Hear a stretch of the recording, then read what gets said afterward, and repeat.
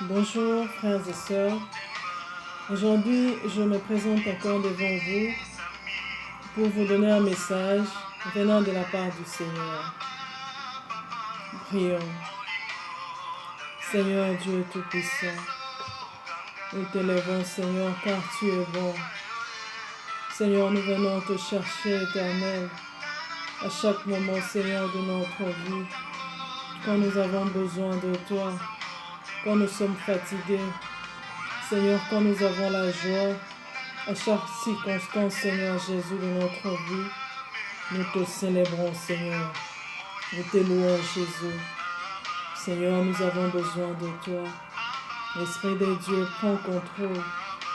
Fais tout, Seigneur Jésus, pour nous. Parle, Seigneur Jésus. Instruis tes enfants éternels. Merci, Père, pour tout ce que tu feras. Au nom de Jésus. Amen.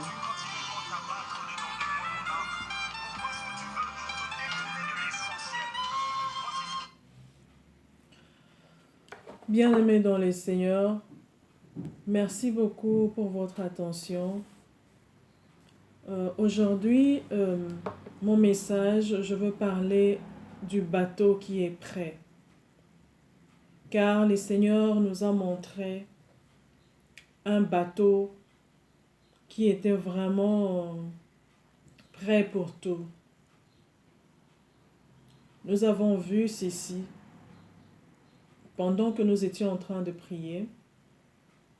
Le Seigneur nous a montré il y avait vraiment de l'eau à la surface. Il y avait beaucoup d'eau. Et pendant qu'il y avait beaucoup d'eau, je vois le bateau qui était juste au bord. Et le bateau était vraiment un bateau neuf. C'était vraiment un bateau très blanc. Le bateau était blanc comme la neige. Et il y avait quelqu'un dedans, au devant du bateau, qui était comme un capitaine, mais qui portait aussi blanc. Il était habillé aussi en blanc.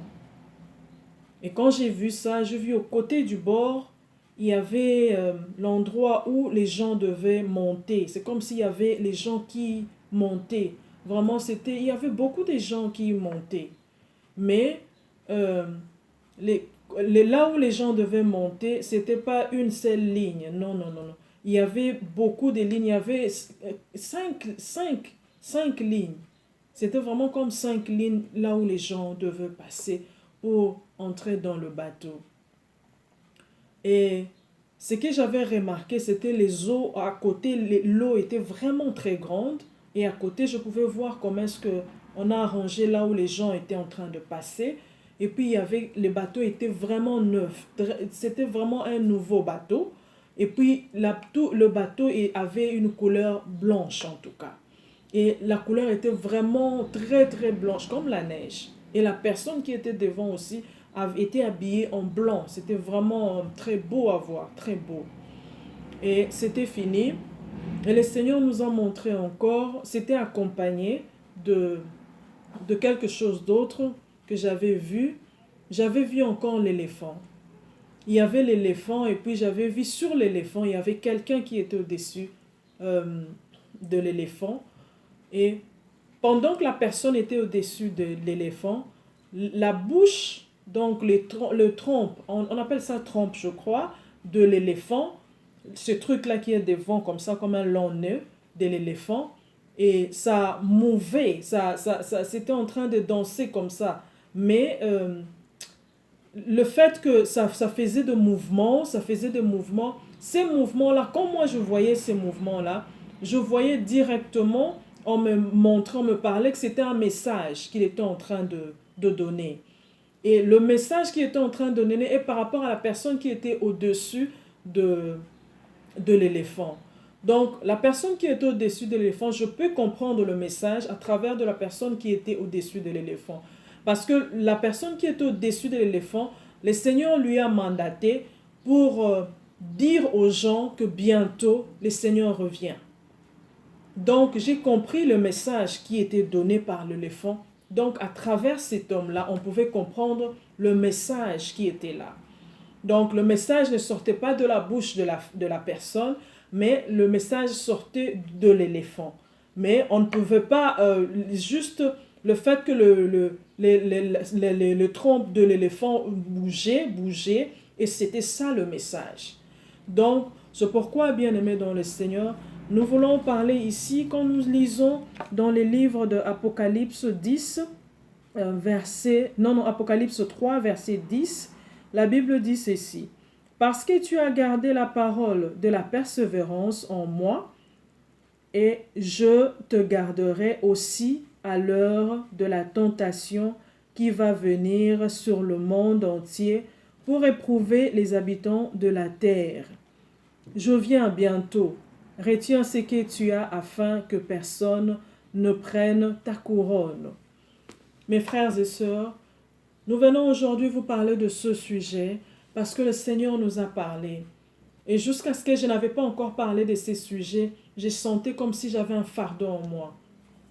Et je voudrais vraiment me libérer aujourd'hui pour ce fardeau, parce que quand le Seigneur te donne un message, et quand tu ne parles pas encore de ces messages-là, tu n'es pas trop à l'aise, tu sens comme si tu as quelque chose que tu dois faire, tu dois te libérer. Et je pense qu'après avoir donné ce message, je serai libérée. Parce que c'est un message que le Seigneur m'a donné, j'ai pris un bon bout de temps pour parler de ça. Bien-aimés dans le Seigneur, nous voyons dans la Bible nous parle dans Genèse, Noé, le bateau que Noé avait formé. Le bateau que le Seigneur avait demandé à Noé de faire le bateau. Pourquoi? Parce que le Seigneur voulait poser un jugement sur la terre. Il y avait beaucoup de choses qui étaient vraiment mauvaises, il y avait beaucoup de choses abominables dans le monde, et le Seigneur avait décidé de poser un jugement. C'est pourquoi Noé avait fait le bateau. Et dans le bateau de Noé, nous pouvons voir que dans le bateau, il n'y avait que 8 personnes qui sont entrées dans le bateau.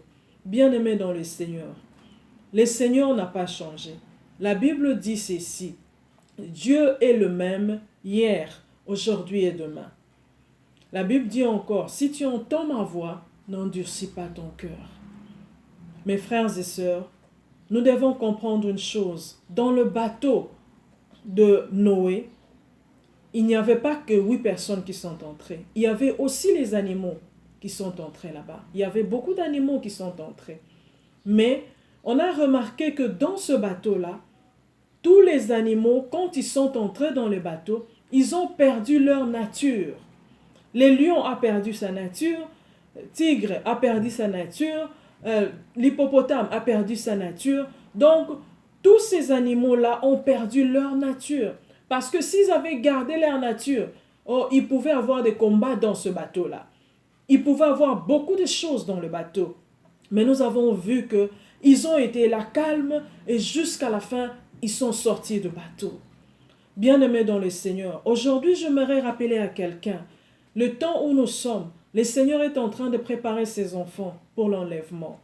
Et nous allons entrer dans ce bateau. Le bateau là, c'est comme l'enlèvement, bien-aimé.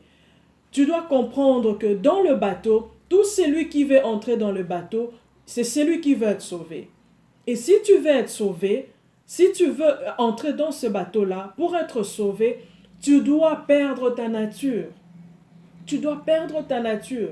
Tu dois enlever le vieil homme. Les dimanches passés, le pasteur nous a parlé de ça. Il a épinglé sur ça aussi. Le vieil homme.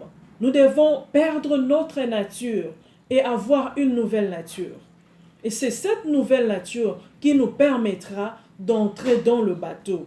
Parce que sans la nouvelle nature, on ne peut pas entrer dans ce bateau-là. C'est ça le message que je vous amène. Et la trompette aussi, l'éléphant est en train de donner la trompette. Il est en train de donner l'alerte.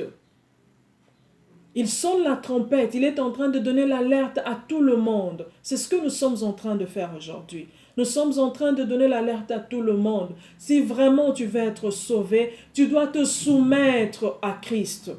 Soumets-toi à Christ et tu seras sauvé. Soumets-toi à Christ et tu auras une place.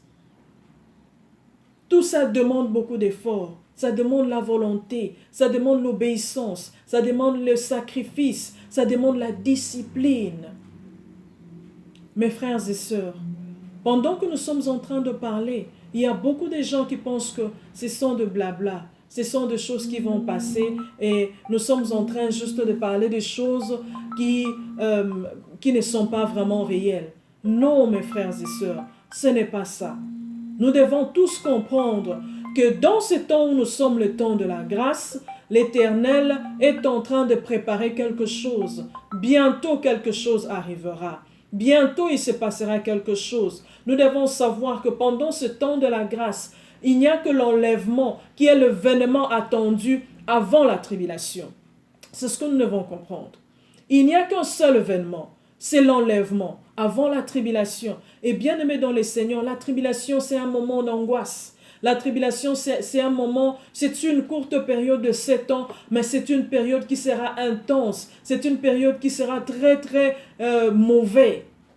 C'est une période qui sera difficile. Mes frères et sœurs, tu ne dois pas vouloir passer de temps de tribulation. Nous devons faire un effort pour aller pendant l'enlèvement. Nous devons faire un effort, avoir une place pour l'enlèvement. Mes frères et sœurs, le Seigneur nous aime. Il nous demande, il voudrait que nous puissions être là avec lui. C'est ce que le Seigneur voudrait pour nous. Le Seigneur ne voudrait pas que nous puissions rester ces jours-là. Parce que ces jours-là, bien-aimés dans le Seigneur, ce qui est écrit dans la Bible, 2 personnes seront en train de marcher, et l'une sera enlevée, l'autre restera. Et dans la maison, il y aura des enfants qui vont rester, les parents vont partir. Il y aura des parents qui vont partir, les enfants qui vont rester. Mes frères et sœurs, imagine que tu es une mère. Les enfants partent. Toi, tu restes, ou encore tu pars. Tes enfants restent. Bien-aimés dans le Seigneur, c'est pourquoi il faut vraiment investir beaucoup de temps pour l'enseignement aux enfants, beaucoup de temps pour nous-mêmes. Il ne faudrait pas que nous puissions parler de ces choses et que ces jours-là, nous puissions rester. Même nous, quand nous prenons ce message, bien-aimés dans le Seigneur, je veux vous rassurer quelque chose. Ce n'est pas parce que nous venons vous donner des messages que nous avons la garantie d'hériter les ciels. Non.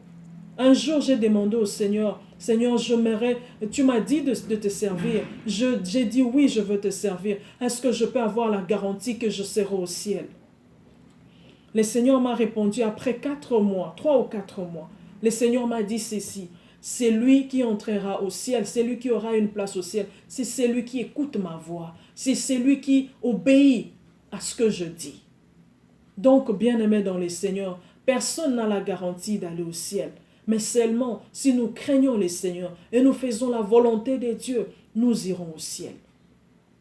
Mes frères et sœurs, ça c'est le message que nous avions eu pour vous. Et merci beaucoup pour avoir écouté ce message. Je prie que le Seigneur Dieu touche vos cœurs pour que vous puissiez comprendre ce message et pour que vous puissiez aussi partager aux autres, donner l'occasion aux autres d'écouter ces messages. Parce qu'il ne reste pas beaucoup de temps, bien-aimés. Il ne reste pas beaucoup de temps. Il ne reste pas beaucoup de temps. Le Seigneur m'avait dit qu'il y avait des gens qui portaient Josué en eux.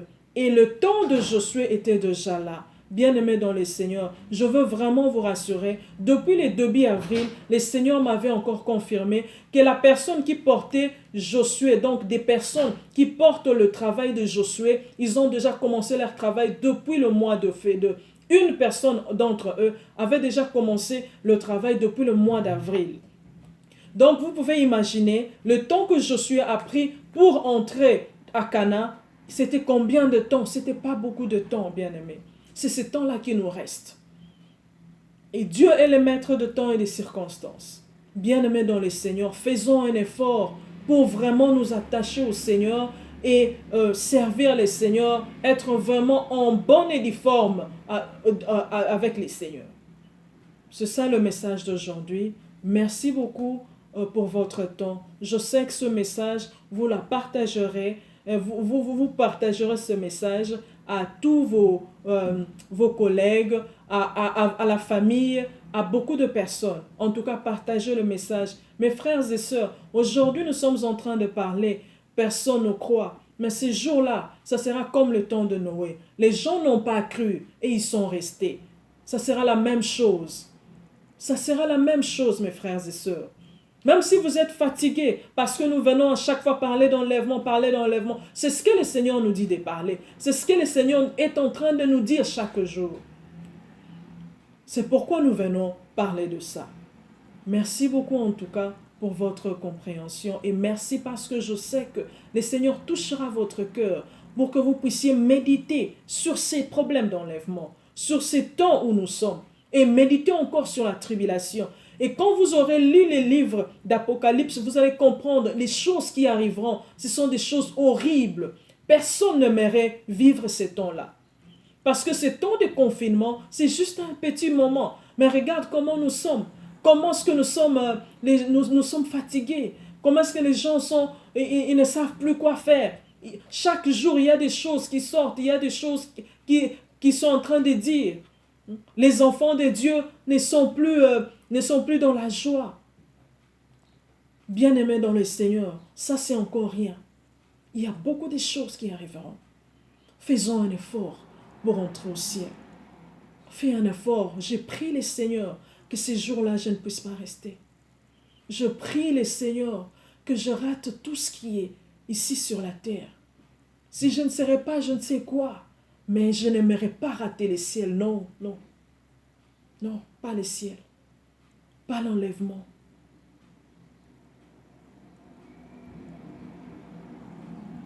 Mes frères et sœurs, Jésus revient bientôt.